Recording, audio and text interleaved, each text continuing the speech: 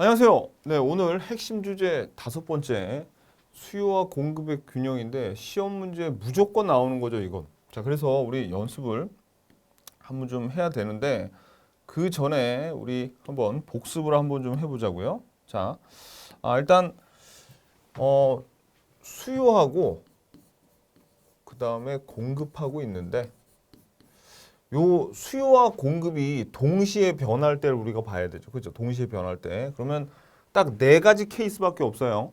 수요가 증가할 때 공급은 증가하거나 또는 감소하거나 그죠? 그다음에 수요가 감소할 때 공급이 증가하거나 감소하거나 네 가지밖에 없습니다. 뭐부터 먼저 봐야 돼요? 그렇죠? 우리는 먼저 균형량부터 먼저 봐야 된다. 균형량. 그 다음에 이제 우리가 균형 가격을 우리가 따져봐야 되죠. 이게 증가할 것이냐, 증가할 것이냐, 감소할 것이냐, 상승할 것이냐, 하락할 것이냐, 아니면 알 수 없겠느냐, 그걸 보는 거예요. 자, 그럼 먼저 양을 따지면 수요하고 공급하고 같은 방향으로 증가하니까 이거 두 방향 다 증가죠? 그러니까 이거 증가하겠네요. 그러면 하나는 무조건 알 수 없다 나온다 그랬죠. 하나는 무조건 알 수 없다. 자, 그럼 균형량을 요 경우에 수요는 증가하고 공급은 감소하는 걸 따져보면 서로 상충되니까 요거 알 수 없죠. 알 수 없어. 그러면 가격을 따질 때는 수요를 봐야 돼요, 공급을 봐야 돼요. 그렇죠? 수요를 보라 그랬죠. 수요를. 그럼 가격에서 수요가 올라가니까 가격은 상승한다. 그죠? 자, 그다음에 이번엔 수요가 감소하고 공급이 증가한대요. 그러면 양을 먼저 따져보면 알 수 없다가 나와요. 그죠? 그 다음에 가격을 보자고요. 가격을 보려면 뭘 봐야 돼? 수요를 봐야지. 수요 하락하니까 가격 하락한다. 수요가 감소하니까 가격 하락한다. 그 다음에 마지막으로 수요와 공급이 둘 다 감소하는 경우를 봤더니 균형량은 어떻게 돼요? 당연히 둘 다 감소니까 이렇게 감소하고 가격은 따질 필요 없죠. 왜? 하나는 무조건 알 수 없다가 나와야 되잖아요. 그래서 이렇게 된다는 거 억지로 외우는 거예요. 그냥 요 화살표 두 개를 가지고 우리가 따져봤어요. 그렇죠? 이 화살표 가지고 먼저 양을 따지고 그 다음에 가격을 따지는데 가격을 따질 때는 공급 가지고 따지는 게 아니라 수요를 가지고 따지는 게 더 쉽다는 거. 요게 요령입니다. 근데 이 그래프만 딸딸 외웠다고 여러분들이 이거를 이런 문제를 다 맞출 수가 없어요. 왜냐하면 시험에서는 수요가 증가할 때, 공급이 증가할 때 이런 표현으로도 문제를 쉽게 내려면 주지만 수요가 증가한다는 표현 대신 우리가 어떤 걸 배웠냐면 그러니까 핵심 주제 4번이죠. 4번. 핵심 주제 4에서 이런 걸 배웠어요. 수요의 변화 요인을 배웠단 말이에요. 그 다음에 공급의 변화 요인을 배웠죠. 수요의 변화 요인 중에서 이런 거 나올 수 있죠. 수요가 증가할 때 이렇게 하는 게 아니라 이 재화가 정상제일 때 소득이 증가하면 이라는 표현을 쓰면 수요가 증가한다는 뜻이랑 똑같은 거죠. 그죠? 그 다음에 공급 같은 경우에는 공급이 증가하면 이런 얘기를 쓰는 게 아니라 가령 기술이 진보가 되면 그럼 비용이 감소해서 공급이 증가하잖아요. 그러니까 공급이 증가한다는 얘기는 직접 주는 게 아니라 수요의 변화 요인, 공급의 변화 요인을 여러분들에게 간접적으로 줌으로써 수요의 변화, 공급의 변화를 문제에서 알려준단 말이에요. 그러니까 그거를 해석하는 거예요. 뭐 너무 거창하게 해석까지는 아니지만 여러분들 그러니까 정확하게 수요의 변화 요인과 공급의 변화 요인을 정확하게 기억하시고 어느 쪽으로 변하는지 그거를 알아야 된다는 거. 이게 포인트입니다. 아셨죠? 그래서 사실 요거만 알면 돼요. 그리고 또 하나는 뭐가 있냐면 대폭 증가한다. 뭐 이런 말 나온 거 있죠? 만약에 수요가 대폭 증가하고 공급은 소폭 감소한다. 뭐 이런 식으로 나오죠. 그러면 뭐만 신경 쓰면 된다? 수요만 신경 쓰면 되고 나머지는 신경 안 써도 된다라는 거. 그리고 완전 비탄력적, 완전 탄력적이어서 수요 곡선이 수평이거나 아니 수요 곡선이나 공급 곡선 중에 하나가 수평이거나 하나가 수직이면 그때는 그림을 그려서 따져보는 게 훨씬 쉽다 그랬죠? 오케이, 좋았어요. 자, 그럼 문제 한번 풀어보도록 하겠습니다. 자, 1번. 쇠고기가 정상제일 때 소득이 증가하고 여기 괄호 쳐보세요. 이건 그냥 주관식으로 제가 냈는데 쇠고기가 정상제일 때 국민소득이 증가한대. 그럼 이거 수요가 증가할 때 이 소리랑 똑같은 얘기죠. 수요가 증가할 때, 그죠? 사료의 가격이 상승할 때, 사료의 가격이 상승한다는 것은 쇠고기를 공급할 때 비용이 증가하는 거죠. 비용이 증가한다는 말은 뭘 의미하는 겁니까? 공급이 하락한다는 걸 의미하는 거죠. 그러면 수요는 증가하고 공급은 하락할 때 균형량과 균형 가격을 구해라. 이거 물어보는 겁니다. 그러면 수요가 증가하고 공급이 증가하니까 봐봐요. 지금 화살표 다르죠. 그럼 먼저 양을 먼저 따져봐야 돼. 그러면 서로 화살표 방향 다르죠. 물음표야. 가격은 어떻게 돼? 가격은 수요를 보면 되잖아. 수요 증가하니까 가격은 상승하네. 그죠? 그래서 가격은 상승할 것이고 균형량은 알 수 없다. 이게 답이죠. 오케이. 이렇게 푸는 거예요. 자, 수요 증가, 공급 감소란 말을 직접적으로 안 준단 말이에요. 이 문장을 보고 여러분들이 이게 수요 증가고 공급 감소라는 거를 아는 거, 그게 포인트입니다. 자, 이번엔 2번 볼게요. 쇠고기가 정상제일 때 국민 소득이 대폭 증가했죠. 대폭 증가했대. 그리고 사료의 가격이 소폭 상승하면, 그러면 자, 말씀드렸듯이 아까 1번 문제랑 거의 유사한 문제지만 여기는 뭐가 달라요? 요게 들어가 있잖아. 그죠? 그러면 대폭 증가하면 공급 따위는 따져볼 필요도 없다 이거야. 대폭 증가한 쪽만 우리가 따지면 돼. 그러면 이거 어떻게 됩니까? 수요가 증가하는 거죠. 수요가 증가할 때 균형량은 어떻게 돼요? 증가하고. 그죠?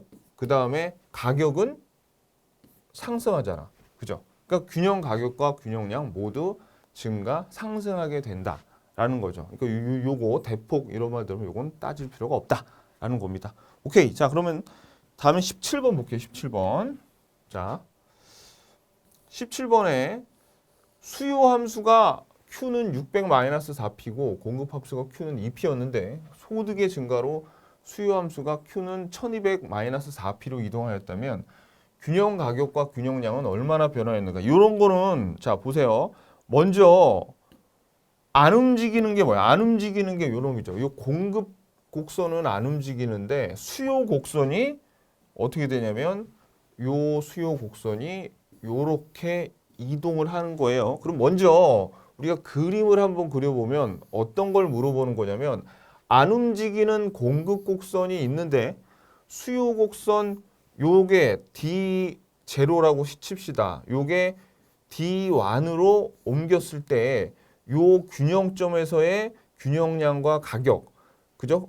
옮기기 전에 그 다음에 옮겼을 때의 균형 가격과 균형량 요거를 구하는 거예요. 그럼 이거 구하려면 어떻게 해야 된다? 첫 번째, 요 공급 함수와 움직이기 전에 수요 함수로 먼저 연립방정식 한번 풀고 그 다음에 요 놈하고 움직인 놈하고 연립방정식을 풀면 요게 첫 번째 균형점, 요게 두 번째 균형점. 이렇게 해서 서로를 비교하면 되는 거예요. 아셨죠? 오케이, 지금 한번 해볼까요?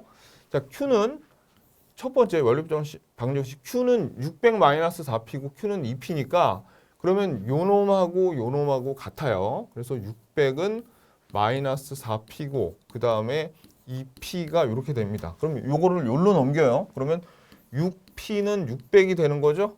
그럼 P는 얼마야? P는 100이네. 100이죠. 그럼 100을 여기다도 집어넣고 여기다 집어넣어도 값이 똑같이 나와야 돼요. 보니까 여기다 집어넣으니까 200이고 여기다 P 100 집어넣어도 200 나오는 거죠. 그러면 처음에 가격은 100원이었고 균형량은 200이었던 점입니다. 그러니까 요 점이 어떤 점이냐면 바로 요 점이에요. 요 점. 그럼 여기 처음에 200이었고 여기 100이었다는 얘기예요. 근데 지금 소득의 증가로 수요 함수가 이동했으면 얘네들이 소득의 증가로 수요 함수가 일로 이동했대요. 근데 정상제하고 열등제라고 아직 안 주어졌죠. 괜찮아. 왜? 우리는 그냥 식을 알고 있으니까 왼쪽으로 가든 오른쪽으로 가든 상관없이 그냥 문제를 풀다 보면 나중에 나옵니다. 답이 한번 봐봐요. 그래서 지금 식이 이렇게 나왔어요. 그럼 두 번째 요식하고 한번 풀어볼까요? 그러면 요게 2P는 1200-4P가 돼야 되니까 1200-4P는 요거는 2P가 되는 거죠. 요를 넘어가. 그러면 6P는 1200이 되는 거예요. 그러면 P는 얼마야? 그렇죠. P는 200이야. 그죠? 200을 여기다 넣으면 400. 여기다가 P를 여기다 집어넣는 게 아니라 여기다 집어넣어야지. 여기 200을 여기다 집어넣어도 얼마가 나는 거예요? 400이 나와야 돼. 400 나오잖아요. 여기다 200 집어넣으면. 그러니까 Q는 얼마가 나온다? Q는 400이 되는 거죠. 그죠? 자, 그러면 보세요. 가격은 자, 이게 근데 여기서 이거 잘 봐야 돼. 균형 가격과 균형량이 얼마나 변했나죠. 얼마로 변했냐가 아니라 얼마나 변했으면 100에서 200으로 변했으니까 100만큼 상승했다. 가격은 100원만큼 상승했다. 이렇게 해야 되고 그 다음에 균형량은 200에서 400으로 변했으니까 200만큼 증가했다라고 해야 돼요. 그러면 이제 시험에서 이제 이런 문제가 나올 수 있습니다. 봐봐요. 지금 소득의 증가로 수요 함수가 이렇게 바뀌었대죠. 그러면 이렇게 바뀌어놓고 균형 가격과 균형량을 물어볼 수도 있지만 이 경우에 이 재화는 정상제인가 열등제인가를 물어볼 수 있단 말이에요. 그러면 뭐라고 대답해? 그죠? 봐봐요. 여기서 이쪽으로 갔더니 균형량이 늘어났지. 균형량이 늘어났다는 얘기는 소득이 증가했더니 수요 함수가 우측으로 이동했다는 거죠. 그러면 무슨 얘기야? 정상제란 얘기예요. 시험에 이렇게도 날 수 있습니다. 하도 이제 얘네들이 균형 가격과 균형량 구하는 거는 이제 거의 학생들이 대비를 많이 하고 가니까 이런 걸 물어본단 말이에요. 이렇게 소득이 증가해서 수요 함수가 만약에 이쪽으로 가서 균형량이 이 문제에서 줄어들었으면 뭐가 되겠어요? 그렇죠? 그때는 열등제가 되는 거예요. 요거는 그러니까 정상제고. 아셨죠? 자, 요거. 그래서 시험 문제 근데 만약에 균형량이 얼마나 변했냐 물어볼 때는 이렇게 얼만큼 변했는지를 알려줘야 돼요. 근데 만약에 균형량이 얼마로 변했냐. 그러니까 균형량은 새로운 균형 가격과 균형량을 물어보면 답은 200하고 400을 써야 돼요. 그런 것도 잘 주의해서 잘 봐야 돼요. 괜히 계산 다 해놓고 얼마나 변했는지 물어보는지 새로운 균형 가격과 균형량이 얼마인지 그거 물어보는 거 헷갈려서 틀리지 말고. 오케이, 됐습니다. 자, 그 다음에 4번을 보겠습니다. 4번. 4번에 수요 곡선이 요거고 공급 곡선이 요거인 경우 다음에 답하여라 라고 물어봤습니다. 자, 요거는 순차적으로 한번 좀 풀어보자고요. 자, 그럼 4번을 보겠습니다. 수요 곡선이 요거고 공급 곡선이 요거일 경우 다음에 답하여라. 또 이게 이제 순차적으로 요게 어떻게 초과 수요나 초과 공급이 달성돼 가지고 새로운 균형 가격과 균형량을 찾아가느냐 거기에 관한 문제예요. 자, 그러면 처음에 균형 가격과 균형량 먼저 구하라죠. 그러면 좀 요 놈과 요 놈이 만나는 점이 균형 가격이니까 요걸 구하면 됩니다. 자, 그러면 요 그림을 한번 그려보면 지금 현재 요게 D0라고 할게요. 이거 D0. 그리고 요거는 그냥 S, 공급곡선 S야. 그러면 공급곡선이 이렇게 S 있고 요게 D0입니다. 그러면 요 수요곡선과 요 공급곡선이 서로 만나는 점을 한번 좀 보면 이걸 풀면 돼요. 그럼 균형 가격과 균형량은 40-2P, P는 -5 이렇게 되죠. 그러면 요 놈을 1로 넘기고 요 놈을 1로 넘기고 이 놈을 1로 가면은 45는 3P가 나온단 말이에요. 그럼 P는 뭐가 나오냐면 15가 나와. 그러면 균형 가격 P는 15고 15를 여기다 집어넣나 여기다 집어넣으면 똑같이 나와요. 그럼 Q는 얼마가 나오냐면 Q는 10이 나오는 겁니다. 10. 요거. 그래서 균형량과 균형 가격은 뭐가 나오냐면 그 15, 10이 나오는 거예요. 그래서 이게 15원. 그리고 균형 가격, 균형량은 10. 이렇게 되는 거예요. 10. 이렇게. 자, 그럼 두 번째. 근데 소득이 증가해서 수요가 증가했대요. 그러면 소득이 증가하니까 가격이 상승한 게 아니죠. 그럼 곡선 자체의 이동. 곡선 자체가 뭘로 이동했냐면 Q는 55-2P로 이동했어요. 그러면 현재 가격에서 초과 수요가 발생하니까 초과 공급이 발생했냐죠. 그러면 이 경우에는 보세요, 여러분들. 요 Q 마이너스 EP를 요걸 우리가 D1으로 봤을 때 소득이 증가하고 수요가 증가했다니까 수요 곡선 자체가 이렇게 D1으로 이동을 하게 된 겁니다. 그죠? 자, 이때 현재 가격이란 것은 요 지금 균형 가격을 얘기하는 거예요. 요 가격에서 초과 수요가 발생하겠느냐, 초과 공급이 발생하겠느냐 물어본 거죠. 자, 그럼 볼게요. 여기서부터 15원에서 여기까지는 뭐예요? 여기 공급이죠. 공급이야. 여기는 공급 곡선하고 여기 지금 다 있잖아요. 그죠? 그러면 지금 여기에서부터 여기까지는 뭐예요? 요거는 수요잖아요. 그죠? 수요. 그러면 공급은 요거밖에 안 되는데 수요는 지금 이만큼이나 되는 거예요. 그러면 요만큼의 뭐가 생겼어? 초과 수요가 발생하는 거죠. 초과 수요가 발생한다. 그죠? 그러면 3번에 이 초과 수요는 얼마인가를 물어보는 거예요. 얼마인가 물어봐. 그러면 우리가 이 공급량은 10이라는 걸 우리가 알고 있잖아요. 그죠? 15원에서 10개라는 걸 알고 있잖아요. 15원에서 10개. 그러면 새로운 수요에서 15원일 때 새로운 수요는 얼마이냐 요거를 알아야 되죠. 그러면 이거 어떻게 해야 돼? 그래, 이거 구하면 되지. 어떻게 구하면 돼요? 15를 여기에다가 집어넣으면 되겠네. 그죠? 왜? 이 곡선식이 요거니까. 그래서 15를 여기에다가 집어넣었어. 그러면 55 마이너스 30이죠. 55 마이너스 30이면 얼마가 되는 거예요? 25가 되겠네. 그죠? 그러면 봐봐요. 여기 수요는 25인데 공급은 10이니까 얼마만큼의 초과 수요가 생긴 거예요? 그죠? 15개만큼의 초과 수요가 발생한 거죠. 네 번째는 그러면 새로운 균형 가격과 균형량. 봐봐요. 초과 수요가 이만큼 발생하니까 새로운 균형점을 찾아서 간단 말이에요. 초과 수요가 있으니까 가격은 상승하는 거죠. 그러면 요 새로운 균형량과 균형 가격은 얼마인가를 물어보는 거예요. 그러면 지금 요 직선식과 요 공급 곡선식 두 개를 연립해서 풀면은 답이 나온다는 거죠. 한번 풀어볼까요? 자, 풀어보면 이것도 간단해요. 요거 이퀄 요게 돼야 돼. 어디에서? 요 점에서. 그러면 P-5는 55-2P가 되고요. 2P를 이쪽으로 넘기면 3P가 되고 요거는 60이 되겠네요. 그죠? 그럼 P는 얼마가 되는 거예요? 가격은 20원으로 상승하게 되고 20을 여기다 집어넣으나 여기나 집어넣으나 똑같아요. 그래서 여기다 집어넣으니까 새로운 균형 Q는 얼마가 되는 거예요? 15가 되는 거예요. 그러면 새로운 균형 가격은 P는 20이고 새로운 균형량 Q는 15가 되는 거죠. 그러니까 균형 가격은 15원에서 20원으로 균형량은 10에서 15로 이렇게 여기에서 이쪽으로 바뀐 거죠. 여기는 얼마야? 요게 15, 요거는 20 이런 식으로 상승 증가하게 되는 거예요.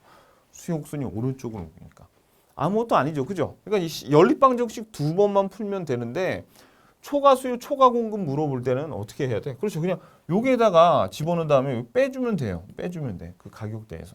오케이, 됐습니다. 자, 넘기시고 그러면 교재 18페이지 5번 볼게요. 18페이지 5번. 자, 콜라의 수요 곡선이 40-2P고 공급 곡선이 요거일 때 사이다의 가격이 상승하여 콜라 수요 곡선이 뭐뭐로 이동하였다.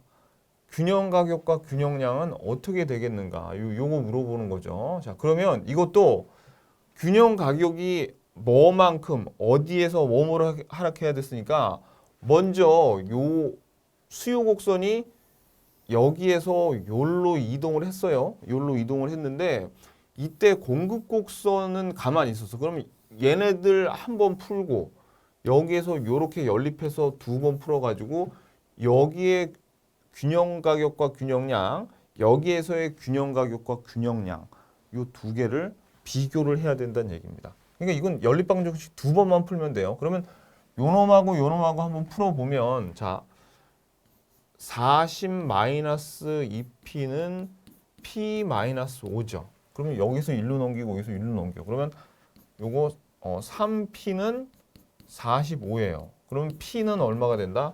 15가 되고요. q는 얼마가 된다는 거예요? q는 15를 집어넣으니까 10이 되겠네. 그죠? q는 10. 이렇게 됐죠? 그럼 요게 첫 번째 균형 가격과 균형량이에요. 근데 수요 곡선이 요로 이동했대. 그러면 이번에는 요 놈하고 같이 연립해서 풀어야 돼. 그러면 55-2p는 p-5고 요걸 요 p를 1로 넘기고 요걸 요렇게 하게 되면 3p는 60이 되는 거죠. 그럼 p가 얼마야? p는 20이 되는 거고 q는 얼마가 되는 거다? 이 20이 여기 20쯤에 15 되고 여기서 집어넣으면 15 되네. 그래서 q는 15. 이렇게 되는 겁니다. 이제 요걸 잘 봐요. 균형 가격이 5만큼 하락한다. 균형 가격이 5만큼 상승했지. 그러니까 요건 틀렸네. 그죠? 균형 가격이 20에서 15로 하락한다? 아니죠. 균형 가격은 15에서 20으로 상승한다 이래야지. 그러니까 요것도 틀렸고. 균형량이 5만큼 증가한다. 균형량이 10에서 15로 5만큼 증가했죠. 그러니까 답이 3번이 맞아요. 균형량이 5만큼 감소하는 게 아니죠. 균형량 변화가 없는 게 아니라 균형량 변화가 있잖아요. 그죠? 그러니까 봐봐요. 그러니까 요거를 조심하시라고. 균형 가격이 얼마만큼 증가한다. 얼마로 뭐 상승한다. 어디에서 뭘로 변했다. 이걸 정확하게 여러분들이 균형점 두 개를 찾아가지고 정확하게 알고 계셔야 됩니다. 자, 그러면 여기에서 우리가 하나 더 물어볼게요. 그러면 지금 콜라하고 사이다하고는 어떤 관계가 있습니까? 이거 물어볼 수 있어. 그죠? 자, 근데 봐봐요. 사이다의 가격이 상승했지. 사이다의 가격이 상승했더니 콜라의 수요 곡선이 여기에서 1로 이동해가지고 수요량이 증가하지 않았습니까? 그죠?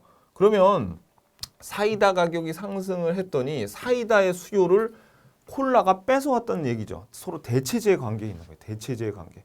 근데 만약에 이제 요 사이다의 가격을 올렸는데 어떤 재화의 가격이 아니라 이걸 풀었더니 되려 요게 Q는 5로 줄었어. 그럼 이제 무슨 관계가 되는 거야? 그렇지? 만약에 Q가 10이었는데 5로 줄었으면 그때는 대체제 관계가 아니라 보완제 관계라고 여러분들이 답안을 쓸 줄 아셔야 된다는 얘기입니다. 오케이, 됐어요. 답은 3번입니다. 자, 그 다음에 6번을 볼게요. 6번. 자동차 제조업체들이 생산 비용을 획기적으로 절감할 수 있는 로봇 기술을 개발했대. 그러면 기술을 개발했으니까 이건 비용의 감소로 이어지고 공급의 증가로 이어지겠죠? 이 기술 개발이 자동차 시장에 미치는 파급 효과로 옳은 것은 어떻게? 공급 곡선이 어떻게 돼요? 이게 수요 곡선이고 이게 공급 곡선이니까 공급 곡선이 우측으로 이동한단 말이에요. 그러면 여기에 있던 균형점이 요로 이동하는 거죠. 그러면 가격은 어떻게 되고? 가격은 하락하게 되고 요 균형량은 증가하게 되겠네. 그죠? 그러면 먼저 공급 곡선이 우측으로 이동해야 되죠. 그러니까 1, 2번하고 5번은 답이 될 수가 없어요. 자동차 가격이 하락한다. 자동차 가격이 하락한다. 또는 균형량은 증가한다. 시장에서의 거래량은 증가한다. 그래야지 맞는 거죠. 그래서 답은 몇 번이다? 4번이 답이에요. 간단한 문제죠. 아주 굉장히. 자, 그 다음에 7번 문제 보겠습니다. 교재 19페이지. 자, 쇠고기 값 떨어질 듯이라는 제목의 신문 기사 속에 포함되어 있을 것으로 추정된 타당한 요인들을 아래에서 고르는 것. 자, 그러면 쇠고기 값이 떨어지게 만드는 요인을 한번 우리가 생각을 해보자고요. 자, 그러면 우리가 여기 공급 곡선과 수요, 잘 안 보이네. 자, 여기 보시면 수요 곡선과 공급 곡선이 있는데 이 상태에서 가격을 떨어뜨리려면 어떻게 해야 돼요? 수요가 이 수요 곡선이 이쪽으로 이동해서 수요 곡선이 좌측으로 이동, 수요가 감소하거나 아니면 공급이 이쪽으로 증가해서 공급이 증가하는 방향이나 수요가 감소하는 거를 찾으면 된다는 얘기예요. 그죠? 가격이 하락하려면. 자, 소 사육 두수가 점차 증가했대. 그럼 요거 공급의 증가죠. 그러면 공급이 증가하면 가격은 하락하게 돼. 그러니까 요게 들어가야 되겠네. 그죠? 그 다음에 수입에 쇠고기에 대해서 관세를 인상하면 시장에 외국으로부터 소고기의 공급이 감소하겠죠. 그러니까 이건 공급이 감소하니까 오히려 가격을 상승시키는 요인이 되는 겁니다. 관세를 인상하게 되면 쇠고기 대체제의 돼지고기의 가격이다. 자, 여기 돼지고기 앞에 대체제라고 이렇게 명시를 해놨죠. 그러면 대체제의 가격이 하락해봐요. 그러면 돼지고기가 쇠고기의 수요를 뺏어오겠죠. 그럼 요건 수요가 감소하겠네. 수요가 감소해. 그러니까 요거 수요 감소, 공급 증가. 그죠? 그러니까 답이 뭐예요? 가다네. 그래서 답은 2번이에요. 라번에 경기 회복세가 정부 예상보다 강한 것으로 밝혀진다. 그러면 쇠고기가 정상제라고 우리가 여기다가 문제에서 주어졌으니까 경기가 회복되면 소득이 증가하겠죠. 그죠? 그러면 어떻게 돼? 수요가 증가하게 될 거란 말이에요. 그래서 답은 뭐예요? 2번입니다. 요거는 수요가 증가한다. 수요 증가. 그러니까 우리가 찾는 건 수요 감소하고 공급 증가였죠. 그러니까 가하고 다. 두 개. 자, 그 다음에 자 8번 볼게요. A 지역에서 발생한 공실률의 상승과 공실률이란 게 뭐냐면 임대 건물에 그 임대가 하면 사람들이 임대를 하면 꽉꽉 찰 거 아닙니까? 그 건물이. 근데 공실은 비어 있다는 얘기예요.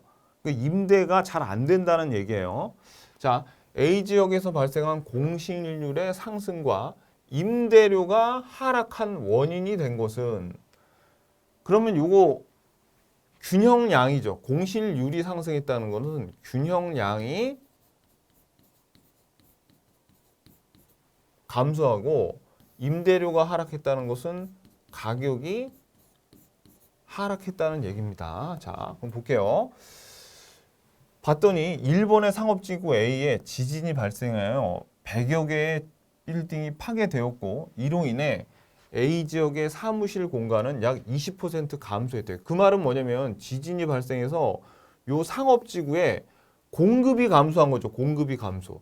그럼 공급이 감소하면 어떻게 됩니까? 공급 곡선이 왼쪽으로 이동하면 가격이 오를 거라고 다들 예상했을 거예요. 그래서 이렇게 20% 감소하니까 많은 사람들은 A 지역의 사무실 공간의 공급이 감소하므로 가격은 오를 것으로 예상했는데 그런데 거래량은 감소를 했어. 왜? 공급이 감소했으니까. 여기까지는 맞았는데 A 지역의 공실률은 오히려 상승했대요. 그럼 균형량이 어떻게 된 겁니까? 균형량이 오히려 감소하고 그 다음에 임대료는 오히려 하락했어. 그러니까 봐봐요. 원래 균형 거래량이 감소하면 공실률이 상승한 건 맞아요. 왜냐면 빈 빌딩이 많다는 것은 거래량이 작아진다는 얘기죠. 근데 그게 공급의 감소라고만 우리가 생각을 했으면 임대료는 오히려 상승해야 되겠죠. 왜냐면 지금 이렇게 된 거죠. 자, 여기 볼까? 이게 어떻게 사람들이 생각한 거냐면 이거예요. 여기 수요 곡선이 있고 여기 공급 곡선이 있는데 지진이 터져가지고 공급이 감소했대. 그러면 공급 곡선이 이쪽으로 이동할 거 아닙니까? 그러면 가격은 처음에 P0에서 이 임대료가 P1으로 이렇게 올라야 되는데 봤더니 오히려 가격이 더 하락을 했대요. 그럼 우리는 어떻게 예상할 수 있어? 공급이 줄어들 만큼 요 수요도 더 감소하게 된 거지. 만약에 수요가 여기까지 감소하게 되면 가격이 P1에서 그러니까 P0에서 P1이 걸 예상되는데 오히려 P2로 하락할 수 있어요. 어느 경우에 공급이 감소한 것보다 수요가 더 많이 감소해 버리면 가격은 더 하락할 수 있다는 거죠. 지금 이제 그 문제를 내는 거예요. 그래서 임대료는 오히려 하락했어. 그래서 이 원인이 되는 것은 이렇게 물어보는 거예요. 그러면 우리는 수요 감소의 요인이 있죠. 수요의 감소 요인을 찾으면 되는 거죠. 자, A 지역의 경기가 나빠졌다. 경기가 나쁘니까 지금 상업지구에 있는 여기에 임대를 안 하려고 그러겠죠. 그러니까 이게 맞죠. 그죠? 자, 그러니까 우리는 수요 감소를 찾아야 돼. 수요 감소. A 지역 내 상업용 빌딩과 건물이 많이 신축됐다. 아니죠. 이건 공급의 증가죠. 공급의 증가니까 이거는 아니에요. 디귿번 A 지역의 여진을 걱정하여 일부 기업들이 다른 지역으로 이주하였다. 그죠? 요게 다른 지역으로 이주했으니까 요거는 수요 감소죠. 요거 맞네. 1번 A 지역을 곧 복구한다는 소식이 있어 일부 기업들이 A 지역 내로 유입됐다. 그럼 이거는 수요가 증가하는 거니까 아니죠. 그러니까 답은 뭐예요? 기억하고 디귿이니까 2번이 되는 겁니다. 아셨죠? 오케이. 요런 문제 요거 잘 봐야 돼요. 요런 거. 그래서 원래는 어떻게 해요? 공급 곡선이 왼쪽으로 이동해서 가격이 오를 거라고 생각했는데 가격이 양이 준 거는 맞는데 가격이 떨어졌어. 그러면 수요 감소를 찾아라 라는 문제죠. 오케이, 됐습니다. 그래서 우리가 여기 하나 더 남았네요. 넘기셔 가지고 9번 볼게요. 몇 페이지냐면 20페이지. 자, 국산 자동차 시장의 균형점이 A점에서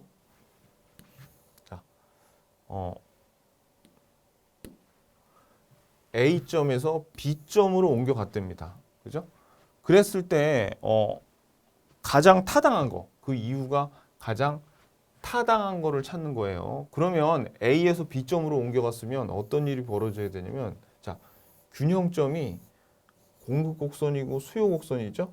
그러면 여기에서 있던 점이 1로 이동하려면 어떻게 해야 돼요? 그죠? 수요 곡선이 이렇게 이동해야 돼. 이렇게 이동해야 돼. 그래서 수요의 감소가 있어야 됩니다. 수요가 감소. 그래서 국산 자동차의 균형점이 이루니까 수요 감소를 찾는 거죠. 자, 그래서 수입 자동차의 관세율이 낮아졌다. 그러면 우리가 찾는 건 국산 자동차인데 수입 자동차의 관세율이 낮았다는 거는 요 수입 자동차는 국산 자동차의 대체제죠. 대체제야. 근데 이 대체제의 관세가 낮아졌으니까 대체제의 가격이 하락한 거죠. 그럼 대체제의 가격이 하락하면 어떻게 되겠어? 그렇죠. 국산 자동차의 수요는 감소하겠네. 그러니까 답이 그냥 1번이에요. 뭘 찾으면 돼? 수요 감소 요인을 찾으면 되는데 대체제의 가격이 하락했고 그래서 대체제의 수요가 증가하니까 국산 자동차의 수요는 감소한다. 그래서 1번이 답이네요. 휘발유의 수입 가격이 하락하게 되면 이거는 뭐의 요인입니까? 수요 증가의 요인이죠. 왜냐하면 요 휘발유가 자동차의 보완제인데 휘발유의 가격이 하락하면 싼 휘발유로 사람들이 운전을 하려고 그럴 거 아니에요? 그러니까 요 수요 증가의 요인이죠. 3번 정부가 국내 자동차 업계에 세제 혜택을 주는 정책을 시행했다. 마찬가지예요. 요 세제 혜택이면은 더 싸게 팔 수 있는 거죠. 그럼 이것도 수요 증가 요인이고 국산 자동차의 광고가 증가하면 기호가 바뀌어서 수요 증가의 요인. 그 다음에 국산 자동차 공장 근로자의 임금이 상승하면 이거는 뭐예요? 그렇죠. 공급의 감소를 가져오겠죠. 왜? 비용이 증가하니까. 이건 공급의 감소를 가져옵니다. 그래서 답은 뭐예요? 1번이 답이라는 거죠. 오케이, 됐습니다. 자, 그래서 우리가 균형점을 찾는 여러 유형을 A부터 Z까지 다 살펴봤습니다. 무조건 한 문제 나오니까 반드시 여러분들이 여러 번 연습을 하셔야 돼요. 수고 많으셨습니다. 안녕히 계십시오.